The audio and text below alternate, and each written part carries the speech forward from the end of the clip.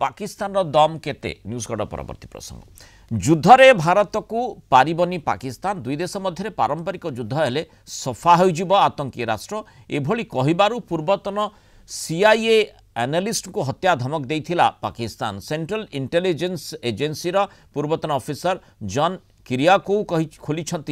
पाकिस्तान रो असल चेहरा असल मुखा भारतर सामरिक शक्ति विषय कहिबारु तांको किपरि पाकिस्तान धमक देइथिला ताहा बखाणी धमक देबा सह क्षमा मागिबा पई कुआडे चाप पकेइबा को मध्य तांको पाकिस्तान चेष्टा करथिला एपरिक तत्कालीन प्रधानमंत्री इमरान खान को पार्टी तांको गोटे चिठी मध्य पठेइथिला जोंथरे क्षमा प्रार्थना करबा को कुआ जाइथिला हेले पाकिस्तान धमकर जवाब निज अंदाज रे जॉन किरिया को देइथिले से चिठी को टॉयलेट पेपर भाबरे से व्यवहार करिवे बोली ताकू डस्टबिन ने फोपाड़ी देबे बोली कहिथिले या परे चुप हो जाइथिला पाकिस्तान सेठू बोधवे पाकिस्तान हृदयंगम करथिला तार प्रकृत सामर्थ्यटी कोन आम आलोचना करबा संपर्क रे हम सहित अंतर्जातीय व्यापार विशेषज्ञ डॉक्टर निहार रंजन दास जोड़ी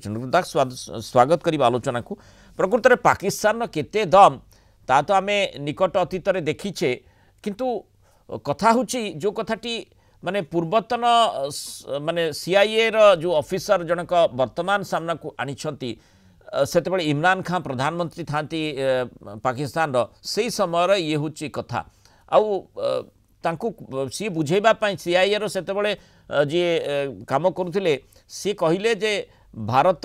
सहित बारंबार लागो नाही भारत को जदि प्रोवोक करबा को चेष्टा करिवो युद्ध हेले तमे ही हारिबो ए कथाटी किछि भूल नथिला बोधवे पाकिस्तान को से कथाटी हजम हेलानी असल चेहराटी से बुझी पारला नाही देखंतु कथा होछि आपण केतेबेले कोनोस प्रकार अनकंफर्टेबल मंतव्य देई जदि गोटे कंट्री रो जो एक्सेप्टेड स्टेट पॉलिसी अच्छी ताकू क्वेश्चन करबा पे चाहिए पाकिस्तान वाली कंट्री तले सेटा निश्चित भाव रे से शासक इमरान खान हुंतु शहबाज शरीफ हुंतु कारण समस्ते पाकिस्तान आर्मी रो नियंत्रण थिले एवं अछंती मध्य एवं सेथि पे तांकू केबे हेले सेटा ग्रहण योग्य हेबो नाही एवं सेही परिप्रेक्षी रे जेतेबेले सीआईए रो तत्कालीन जे काउंटर टेररिज्म रे पाकिस्तान रे प्राय 15 वर्ष अधिक समय कटैथिले जॉन किरिवा को सेतेबेले से निश्चित भाव रे ई प्रकार रो कथा कही पाकिस्तान को तांकर जो गोटे लॉन्ग टर्म पॉलिसी भाव रही आछि कि भारत विरुद्ध रे कौनसी ना कौनसी प्रकार अघटन घटेबार बा संतरासवादी कार्यानुष्ठान करी भारत को बारंबार क्षति पहुंचेबार चेष्टा करा जाइछि सेटा को से प्रतिपादित बा सेटा को से सामना को आनिथिले एवं आपण देखंतु से जो इंटरव्यू रे मध्य क्रिया को किभली भाव रे मुशर्रफ को टेररिस्ट को भारत विरुद्ध लगे एपटे काउंटर टेररिज्म रे अमेरिका सहित काम करथिले बोली जो प्रकार मंतव्य देछि सेटा भारत सरकार को तरफ मध्य ए प्रकार डजियर पाकिस्तान एवं इंटरनेशनल कम्युनिटी सामने अतीत रखा जाइछि एते किछि नूतन नाही किंतु कथा होछि जे जो अमेरिका किभली भाव रे पाकिस्तान सहित तार जो प्रकार जितेबले अमेरिका को सुहाइला बली कौनसी कार्य पाकिस्तान करे सेतेबले टेररिज्म को किभली पाकिस्तान आखि बंद कर दिए एवं से तार वर्तमान परिप्रेक्षी में जनरल मुनिन को जो प्रकार समर्थन दि जाउछि सेते देखिछे एवं सेटा आबे अतीत मध्ये 2002 कथा कहछिते 2003 कथा कहछन्ती एवं जेतेबले से पाकिस्तान रो प्रधानमंत्री जहाँ को वर्तमान में भावुचे तत्कालीन प्रधानमंत्री इमरान खान की गोटे प्रकार अलगा धरण राजनेता बोली भावुचे किंतु तांको पार्टी मध्य टेररिज्म को एवं भारत विरुद्ध रे जो प्रकार कार्यानुष्ठान ग्रहण करते सेतिरे मध्य सेमान जे शामिल थिले माने जुगे जुगे पाकिस्तान चित्र चरित्र जमा बदली नाही जहाँ आमे देखुचे जे अमेरिका वर्तमान पाकिस्तान अमेरिकार निकटतर हो जाइछि से कथाटी दर्शौछि प्रकृत पक्षे पाकिस्तान गोटे आतंकी राष्ट्र भारत बारंबार से कथाटी कहूची एवं ता सत्वे जदियो ये जो कथाटी सीआई रो पूर्वतन अधिकारी सूचना देउछंती वर्तमान अंततः अमेरिकार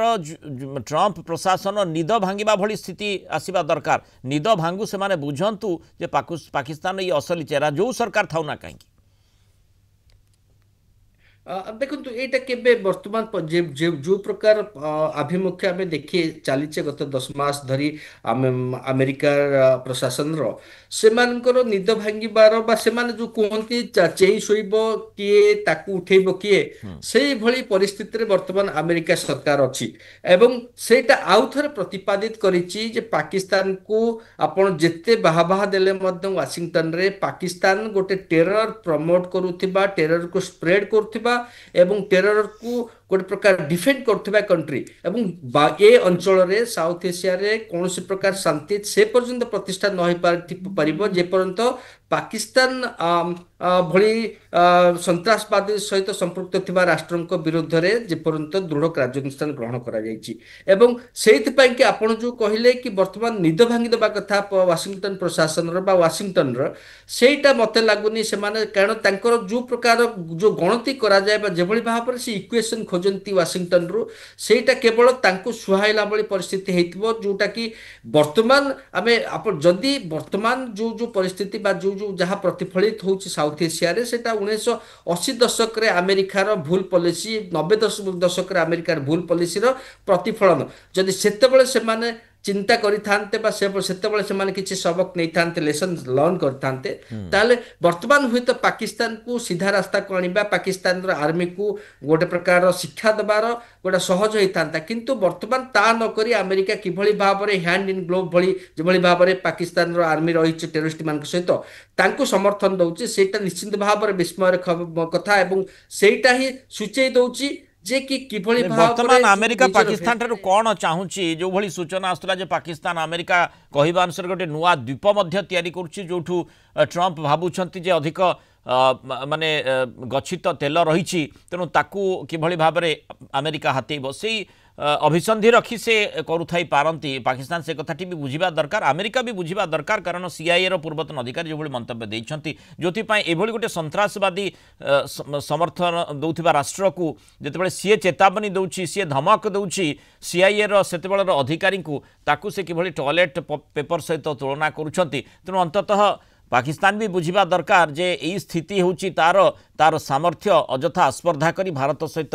निजको तुलना करिबार कोनोसी आवश्यकता भी नहीं एवं तार सेतिकी अधिकार मध्य नहीं। बहुत धन्यवाद डॉक्टर निहाल दास आलोचना विस्तृत पर मतामत रखिथिबार।